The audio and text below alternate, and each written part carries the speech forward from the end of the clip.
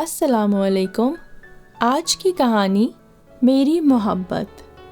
کہانی سے پہلے if you are new on our channel and you haven't subscribed yet تو ہمارا چینل بیا اور مالا سبسکرائب کیجیے and do not forget to press the bell icon۔ میرے والد اور تایا دونوں پولیس کے محکمے میں تھے۔ ایک بار ڈاکوؤں سے مقابلہ ہوا تو دونوں فائرنگ کی زد میں آئے اور جانبر نہ ہو سکے۔ یوں تائی اور امی ایک ساتھ بیوہ ہو گئی۔ ایک ہی گھر تھا، دادا حیات تھے، وہ بھی پولیس کے ریٹائرڈ آفیسر تھے۔ پینشن آتی تھی اور مکان بھی ذاتی تھا جو 2 منزلہ اور کافی بڑا تھا۔ دادا جان نے اوپر کا پورشن کرائے پر اٹھا دیا اور ہم لوگ سب نیچے والے پورشن میں شفٹ ہو گئے۔ اب دادا جان ہی ہمارے کفیل تھے۔ کرایہ اور پینشن کے علاوہ کچھ زرعی اراضی بھی تھی جس کی آمدنی سے وہ ہم سب کی پرورش کر رہے تھے اور اس طرح ہم سکون سے جی رہے تھے۔ جب تک دادا زندہ رہے ہم سب اکٹھے ایک چھت تلے محبت، اخلاق اور اتفاق سے زندگی بسر کرتے رہے۔ وہ ہماری ضروریات اور اخراجات کو پورا کرتے تھے اور چاہتے تھے کہ ان کے بچے حسن سلوک سے رہیں۔ تبھی میری منگنی انہوں نے بچپن میں ہی تایا زاد طفیل سے کر دی تاکہ ان کے بعد یہ خاندان جڑا رہے۔ ان دنوں میں 6ٹھی میں اور طفیل 8ویں میں پڑھتے تھے۔ ایک روز ہم چھت پر بیٹھے پڑھ رہے تھے، سردیوں کے دن تھے۔ دھوپ بھی خوب اچھی تھی کہ کانوں میں ڈھول اور شہنائیوں کی آوازیں آنے لگی۔ اٹھ کر دیکھا ہماری گلی سے بارات گزر رہی تھی۔ بہت ہی دلچسپ نظارہ تھا۔ دلہا نے صحرا منہ پر ڈالا ہوا تھا اور وہ گھوڑے پر سوار تھا۔ آگے آگے باجے تاشے والوں کے ساتھ لڑکے پاؤں میں گھنگرو باندھے ناچ رہے تھے اور پیچھے بارات تھی۔ یہ سب دیکھ کر طفیل کی ہنسی نکل گئی۔ میں نے کہا، اس میں ہنسنے والی کون سی بات ہے؟ وہ بولا، صحرے سے منہ چھپا ہوا ہے، اوپر سے گھوڑے پر براجمان ہے۔ اتنے ہجوم اور ڈھول کی آواز سے اگر گھوڑا ذرا سا بھی بدک گیا تو اوندھے منہ گریں گے یہ دلہے میاں۔ میں نے منہ بنا کر کہا، بعض لوگوں میں رواج ہوتا ہے لیکن تمہیں کیا پرابلم ہے؟ جب تم دلہا بنو تو صحرا نہ باندھنا اور مت بیٹھنا گھوڑے پر، گاڑی میں بارات لے آنا۔ وہ مسکرایا اور بولا، مجھے بارات لے کر دلہن کے گھر نہیں جانا پڑے گا۔ احمق، میرے ہونے والی دلہن تو آج بھی میرے ساتھ ہی گھر میں رہتی ہے۔ اوہ، میں ہی تو ہوں وہ جو اس کی دلہن بنے گی۔ اچانک مجھے یاد آ گیا۔ تبھی میں نے فوراً بات بدل دی، اچھا تو مت باندھنا صحرا اور مت لانا بارات۔ وہ ہنس کے بولا، میں بارات بھی لاؤں گا اور صحرا بھی باندھوں گا لیکن گھوڑے پر ہرگز نہ بیٹھوں گا۔ ہاں، البتہ ایک شرط ہے، اگر تم اپنے ہاتھوں سے مجھے صحرا باندھو گی تو میں ضرور صحرا بندھواؤں گا۔ بولو، باندھو گی نا؟ کھاؤ قسم۔ وہ پیچھے ہی پڑ گیا تو میں نے جان چھڑانے کو قسم کھا لی اور کہا کہ اچھا بابا، باندھوں گی، وہ وقت تو آنے دو۔ یاد رکھنا یہ بات، ورنہ میں صحرا نہ باندھوں گا۔ اس نے بات کو دہرا کر وعدے کو پکا کروایا۔ وہ تو بچپن تھا، گلی سے جاتی بارات کی طرح یہ خوابوں بھرا بچپن بھی گزر گیا اور ہم جوان ہو گئے۔ دادا جان کی زندگی تک ہمارا کنبہ جڑا رہا۔ ان کی وفات کے بعد امی اور تائی میں وہ سلوک نہ رہا اور جائیداد کی تقسیم کے مسئلے پر اختلاف رہنے لگا۔ بالآخر امی جان ناراض ہو کر مجھے اور میری چھوٹی بہن سائرہ کے ہمراہ میکے چلی آئیں۔ ہمارے طے شدہ رشتے اسی باعث کھٹائی میں پڑ گئے۔ تاہم طفیل کو مجھ سے محبت تھی۔ اپنی والدہ کو مجبور کر کے ہمارے گھر لے آیا تاکہ صلح صفائی کے سبیل نکلے اور ہماری شادی ہو سکے۔ تائی نے امی کو منانے کی پوری کوشش کی اور کہا کہ جیسا چاہو گی میں کر دوں گی، ہر صورت راضی ہوں، بس تم مان جاؤ اور ماہرہ کو میری بہو بنا دو۔ والدہ نے جواب دیا کہ پہلے جائیداد کا بٹوارا میری مرضی سے کرنا ہوگا، بعد میں رشتے کی بات چلانا۔ امی اصل میں چاہتی تھیں کہ وہ دادا کے مکان کا فرنٹ پورشن لیں اور پچھلا حصہ تائی کو دیں، جبکہ تائی کا کہنا تھا کہ درمیان سے آدھا آدھا کریں تاکہ سڑک پر دونوں کے گیٹ علیحدہ علیحدہ بن سکیں۔ میری امی کا مطالبہ درست نہ تھا، تبھی تائی خاموشی سے لوٹ گئیں۔ تاہم والدہ کے انکار سے ان کو صدمہ ہوا۔ میں نے امی کو لاکھ سمجھایا کہ آپ کا مطالبہ درست نہیں ہے، تائی صلح کی آرزو مند ہے، وہ آدھا گھر دینے پر راضی ہیں، آپ مان جائیے۔ لیکن امی نے طفیل کو داماد نہ بنانا تھا، شاید اسی وجہ سے وہ اڑی رہیں۔ وہ لوگ مایوس ہو گئے۔ رشتہ ٹوٹنے کا طفیل کو اس قدر صدمہ ہوا کہ اس کا دل ٹوٹ گیا اور اس نے مزید تعلیم حاصل کرنے سے بھی انکار کر دیا۔ کہتا تھا میں ماہرہ کے لیے کچھ بننا چاہتا تھا، جب وہی نہ مل سکی اور محنت کر کے کیا کروں گا، حالانکہ وہ بہت لائق طالب علم تھا، اس کے ارادے بلند اور مستقبل روشن تھا۔ امی کے انکار سے میرے دل پر ایسا اثر ہوا کہ میں نے تہیہ کر لیا اب کبھی شادی نہ کروں گی۔ FSC کر رہی تھی، سارا دھیان پڑھائی پر لگا دیا، دن رات محنت کرتی تاکہ میرٹ بن جائے اور ڈاکٹر بن سکوں۔ اللہ نے شکستہ دل کی سن لی، محنت رنگ لائی اور مجھے میڈیکل کالج میں داخلہ مل گیا۔ تائی اور والدہ کا آپس میں ملنا جلنا بالکل ختم ہو چکا تھا، ایک دوسرے کے گھروں میں آتی جاتی تھیں اور نہ ہی ایک دوسرے کی طرف دیکھتی۔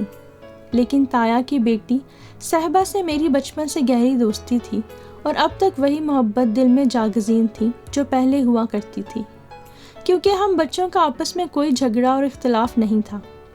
جب بھی موقع ملتا میں صاحبہ سے ملتی اور ہم خوب باتیں کرتے۔ ہم کبھی پھپھو کے گھر اور کبھی خاندان میں ہونے والی تقریبات میں مل جاتے تھے، لیکن طفیل سے شاذ و نادر ہی سامنا ہو پاتا، بات کرنے کا موقع نہ ملا تھا کبھی۔ طفیل نے مایوس ہو کر خود کو تنہا کر لیا۔ میرا بھی تایا ابو کے گھر جانا منع ہو گیا تھا، ہم دونوں یتیم تھے۔ امی کی ہٹ دھرمی نے ہمارے مرجھائے ہوئے دلوں کو اجاڑ کر رکھ دیا تھا۔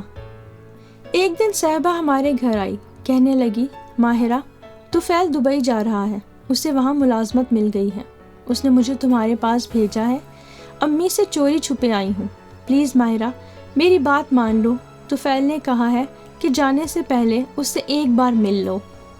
میرا دل بھی یہی چاہتا تھا کہ میں اس سے ملوں، لہٰذا میں پھپھو کے گھر چلی آئی اور وہ بھی مقررہ وقت پر وہاں آ گیا۔ یہ میری طفیل سے آخری ملاقات تھی۔ اس نے وعدہ لیا کہ میں اس کا انتظار کروں گی اور کسی اور سے ہرگز شادی نہ کروں گی، وہ دبئی سے واپس آ کر مجھے ضرور اپنائے گا۔ یوں وہ چلا گیا، مجھے میڈیکل میں داخلہ مل گیا تھا۔ اب میں پڑھائی میں مصروف رہتی تھی، ہر خیال کو جھٹک کر بس ذہن اسی بات پر لگا تھا کہ ہر صورت ڈاکٹر بن کر دکھاؤں گی، زندگی کو ناکامیوں نامرادیوں کے حوالے ہرگز نہ کروں گی۔ اگر قسمت میں طفیل کا ساتھ نہ بھی ہوا تو خلق خدا کی خدمت کو اپنی زندگی کا مشن بنا لوں گی۔ اس دوران کئی رشتے آئے، میں نے انکار کر دیا۔ امی جان کو باور کروا دیا کہ آپ میری شادی کا خیال اپنے دل سے نکال دیں، مجھے اپنا مقصد پورا کرنے دیں اور ڈسٹرب نہ کریں۔ ادھر میں نے MBBS مکمل کیا، ادھر دبئی سے طفیل لوٹ کر آ گیا۔ اس کی ماں منتظر تھی، اپنی ایک سہیلی کی بیٹی سے رشتہ طے کر دیا تھا۔ طفیل نے لاکھ منع کیا، لیکن تائی نے ضد پکڑ لی کہ شادی اب اسی لڑکی سے کرنی ہوگی، کیونکہ تمہاری چچی جب تک زندہ ہے وہ ماہرہ کا رشتہ نہ دیں گی۔ ان کی ہٹ دھرمی سے سبھی واقف ہیں۔ کئی ہفتے تک یہی سلسلہ چلتا رہا۔ ناچار بیٹے کو ماں کے آنسوؤں نے جھکا لیا اور طفیل کی شادی مریم سے طے ہو گئی۔ ان دنوں میں ہاسپٹل میں جاب کر رہی تھی۔ ایک روز صاحبہ آئی، کارڈ دیا کہ طفیل بھائی کی شادی ہے اور انہوں نے ہی تمہارے پاس بھیجا ہے۔ انہوں نے کہا ہے کہ تم ان کی سہرا بندھائی کے وقت ضرور آنا، ورنہ وہ سہرا نہ باندھیں گے اور نہ ہی یہ شادی ہوگی۔ میری پھپھو کئی دن پہلے ہی مجھے طفیل کی شادی کا عندیہ دے چکی تھی۔ میرا دل اس دن سے ہی سوگ میں مبتلا تھا۔ صاحبہ کی بات سن کر میں عجیب مخمصے میں پڑ گئی۔ میں ہرگز تائی اماں کے سامنے جانا نہ چاہتی تھی اور نہ ہی ان سے ملنا چاہتی تھی، حالانکہ ان سے کوئی گلہ نہ تھا۔ انکار خود میری ماں نے کیا تھا۔ انہوں نے تو مجھے بہو بنانے کی منتیں کی تھیں، لیکن اب اس شادی میں میرا جانا بالکل بھی نہیں بنتا تھا کہ یہ میرے سابقہ منگیتر کی شادی تھی۔ لیکن کچھ دیر سوچنے کے بعد میں نے صاحبہ سے کہا کہ ٹھیک ہے، تمہارا بھائی سہرا ضرور باندھے گا، میں پھپھو کے ساتھ آؤں گی۔ طفیل کی شادی والے دن پھپھو کے گھر چلی گئی اور پھر ان کے ساتھ ہی شادی میں جا پہنچی۔ سمجھا بجھا کر اپنے دل کو آمادہ کیا تھا، کیونکہ چاہتی تھی کہ طفیل کا گھر آباد ہو جائے اور میری محرومیت کا سایہ کم از کم اس پر نہ پڑے۔ اور شاید دل میں یہ خواہش بھی تھی کہ اس کو آخری بار دیکھ لوں۔ تایا کا گھر، جو پہلے کبھی میرا گھر بھی ہوا کرتا تھا، خوشیوں سے بھرا ہوا تھا۔ ہر طرف ہنستے مسکراتے چہرے دمک رہے تھے۔ تائی کو مبارکباد کہا تو ان کی آنکھوں میں آنسو آ گئے۔ گلے سے لگا کر بولی، بیٹی میں تو تمہیں کو یہاں لانا چاہتی تھی، لیکن تمہاری ماں نے یہ نہ ہونے دیا۔ ان کے یہ الفاظ میرے دل کو لہو لہو کر گئے۔ بڑی مشکل سے آنسوؤں کو ضبط کیا، کیونکہ شادی میں تو چہروں کو مسکراہٹ سے ہی سجانا تھا۔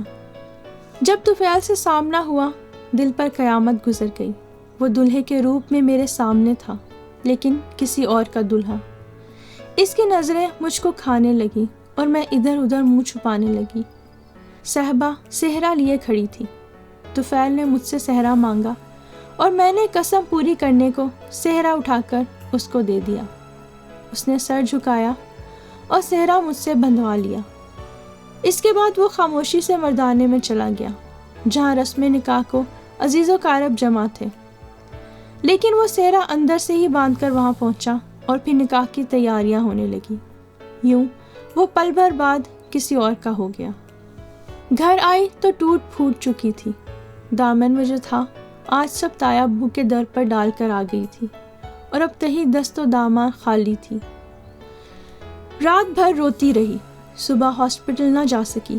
امی نے یہ حالت دیکھی تو پوچھا، کیا ہوا ماہرہ، کیا روتی رہی ہو؟ طبیعت تو ٹھیک ہے؟ وہ میرے پاس آ کر بیٹھ گئی، لیکن میں اٹھ کر دور چلی گئی۔ آج میں ان کے قریب نہ جانا چاہتی تھی، بلکہ اس واقعے نے مجھے ہمیشہ کے لیے اپنی ماں سے بہت دور کر دیا۔ طفیل مجھ سے دور ہو گیا اور شادی کے بعد اپنی بیوی کو لے کر دبئی چلا گیا۔ وقت گزرتا رہا، امی نے چھوٹی بہن کی شادی کر دی۔ میں اسپیشلائزیشن کے بعد ایک بڑے ہاسپٹل میں تعینات ہو گئی۔ والدہ نے بہت کوشش کی کہ گھر بسا لوں، لیکن میں نے انکار کر دیا، کیونکہ دل گھر بسانے کی امنگ سے خالی ہو چکا تھا۔ جب دل ہی آباد نہ رہا، گھر کیوں کر آباد ہو سکتا تھا؟ امی جان کو اب اپنے کیے پر پچھتاوا تھا، کیونکہ وہ جان چکی تھی۔ امی سے رنج تھا کہ انہوں نے ہی مکان کی خاطر میرے دل کے نگر کو اجاڑ دیا تھا۔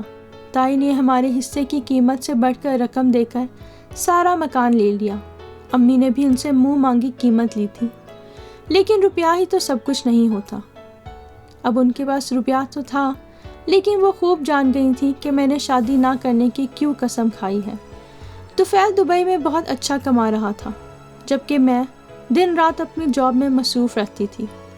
ماں ٹھنڈی آہیں بھرتی کہ ایسی دولت کس کام کی جب دل کی خوشیاں نہ رہیں۔ اب تو میں ایک روبوٹ تھی، ایک مشین تھی، جیتی جاگتی ارمانوں بھری ماہرہ نہ جانے کہاں کھو گئی تھی۔ شادی کے بعد 5 سال تک طفیل کی بیوی کی گود ہری نہ ہو سکی۔ کافی علاج کروایا، بالآخر وہ مصنوعی تولیدی عمل سے امید سے ہو گئی، لیکن افسوس یہ خوشی انہیں راس نہ آئی۔ بچی کی پیدائش پر ماں اور بچی دونوں ہی داغ مفارقت دے گئیں، اور طفیل یہ غم سہنے کو پردیس میں تنہا رہ گیا۔ وہ بہت دل برداشتہ تھا۔ اس کی بیوی کا آپریشن ہوا تھا جو کامیاب نہ ہو سکا۔ تبھی طفیل ملازمت چھوڑ کر ہمیشہ کے لیے وطن لوٹ آیا۔ اس واقعے کے چند سال بعد امی کا بھی انتقال ہو گیا اور میں بھری دنیا میں اکیلی رہ گئی۔ دنیا سے مایوس ہو کر میں نے بیمار مریضوں کی خدمت میں خود کو گم کر لیا تھا۔ رات دن ہاسپٹل میں گزرنے لگے۔ امی کے بغیر خالی گھر کاٹنے کو دوڑتا تھا۔ تبھی ہاسپٹل کے اندر ڈاکٹرز ہاسٹل میں رہا کرتی تھی۔ تھک ہار کر کبھی دن میں اور کبھی رات کو بستر پر آ کر گر جاتی تھی۔ وقت کراہتے اور آہیں بھرتے مریضوں کے ساتھ گزرتا تھا۔ شاید یہ انہی مریضوں کی دعائیں تھیں کہ میں اب تک اپنی زندگی میں چل رہی تھی، ورنہ شاید کب کی ہار چکی ہوتی۔ دل میں طفیل کی یاد آج بھی ایک تازہ گلاب کی طرح مہکتی تھی، لیکن شادی کی خواہش باقی نہ رہی تھی۔ مجھے کچھ خبر نہ تھی کہ اس کی زندگی اب کیسی گزر رہی ہے اور وہ کہاں ہے، کیونکہ ہمارے درمیان ایک طویل عرصے سے رابطہ نہ تھا۔ ایک روز وارڈ میں ایک مریض کے آنے کی خبر ملی، جسے ایمرجنسی میں لایا گیا تھا۔ اس کی حالت ٹھیک نہ تھی، تبھی اسے ICU میں منتقل کر دیا تھا۔ میری ڈیوٹی سرجن صاحب نے انتہائی نگہداشت یونٹ میں لگا رکھی تھی۔ جب نئے مریض کو دیکھا تو ہوش اڑ گئے۔ یہ طفیل ہی تھا جسے بہت تکلیف تھی اور وہ سانس نہیں لے پا رہا تھا۔ اسے اس حالت میں دیکھ کر میں لرز گئی۔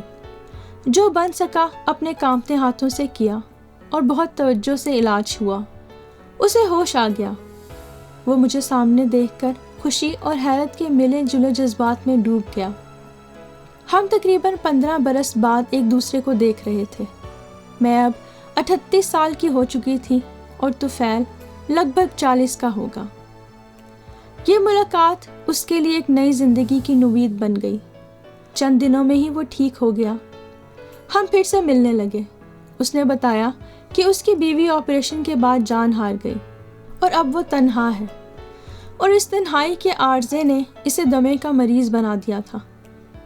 مجھ سے ملنے کے بعد وہ رفتہ رفتہ حیرت انگیز طور پر روبہ صحت ہونے لگا۔ ایک روز اس نے کہا، ماہرہ تم ملی ہو تو میری بیماری آدھی رہ گئی ہے۔ خدا را اب مجھ سے جدا نہ ہونا، ورنہ شاید مایوسی کا اژدہا میری جان ہی لے لے گا۔ اب تک تائیمی کا انتقال بھی ہو چکا تھا، لیکن پپھو اور ہمارے کزنز نے مل کر ایک سادہ سی تقریب میں ہمارا نکاح کروا دیا۔ ہم دونوں شادی کے بعد بہت خوش ہیں۔ طفیل کو پا کر میں اس قدر خوش ہوں کہ اس خوشی کو الفاظ میں بیان کرنا مشکل ہے۔ یہی حال ان کا ہے۔ اس عمر میں بھی ہم خود کو جوان سال محسوس کرتے ہیں۔